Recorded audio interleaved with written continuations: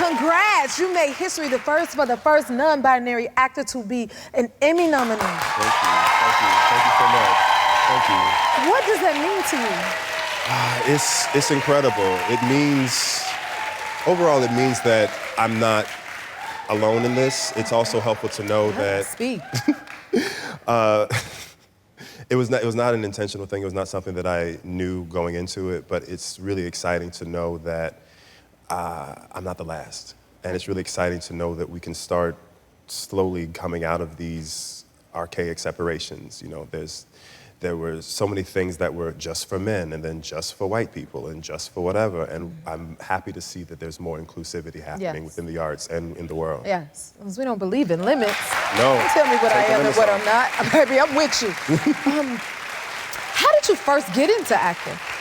I first got into acting when I was 6. My dad took me to see Glory because he was going to see Glory, and so I came with him. And I was inspired because I didn't know that someone could be transported to something else so beautifully and vividly. And I was like, I want to be an actor. And he goes, okay, we're going to sign you up some plays at church. We're going to take you down to different classes in Atlanta. We're going to, get you in the theater. And he was excited that I was passionate about something. And we just kind of kept going through college in New York. And now I'm here talking to you. Now you're here and breaking barriers for so many. You know, you're doing mighty things. It's awesome. Thank you. Now, like me, do you not have a fear of speaking publicly? I heard you do too. Yeah, this is, my therapist is gonna love this. This is huge. So how does it feel? Because you gave a mighty speech. Oh yeah, thank you. Like, what was that moment like for you? And like for me, when I started singing, guys, I had stage fright, right? And I couldn't look at the audience or anything. I would sing with my eyes closed, right?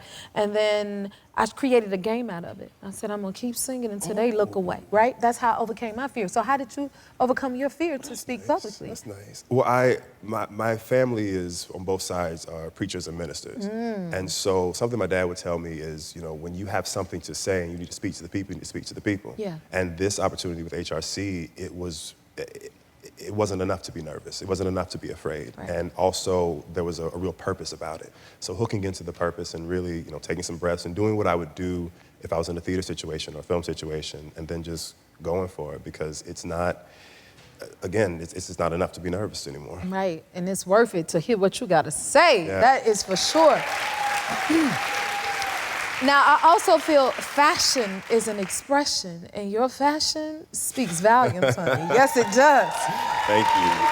Look at this. Yeah. It says so much. What is this look saying? What are you expressing here? This is, like you were saying, this was a take the limits off situation. And also, in order for this to fit, I had to take the sleeves off because my shoulders were too wide to Made it your own. work. So I had to make it my own. So this was really just going forward, enjoying the moment. All this stuff was happening really quickly and right after the pandemic. Yeah. So I was, I came from my apartment in Chicago to LA within 2 months, and then all these things were going on.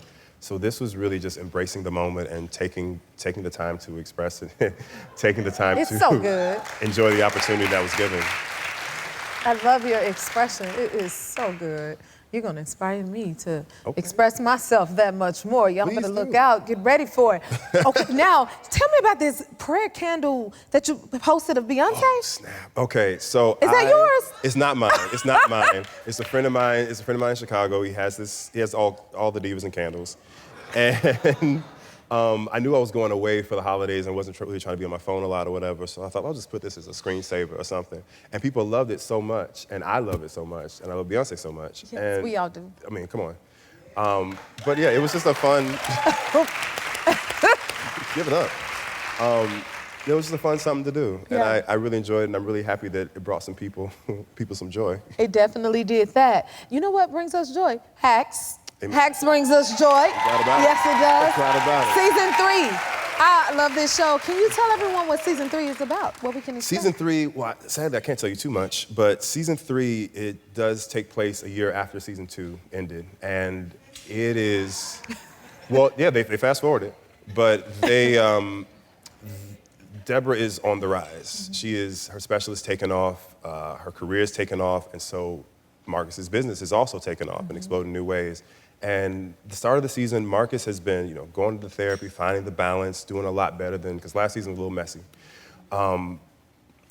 But as what happens when you start healing and growing, you have to get tested. And so some challenges come in this season that really, really push some boundaries, push some limits, and I'm excited for people to see it. Wow, we're excited to see it.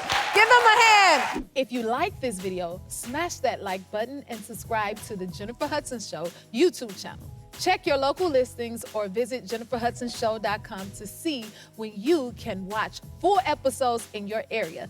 And don't forget to sign up for the newsletter.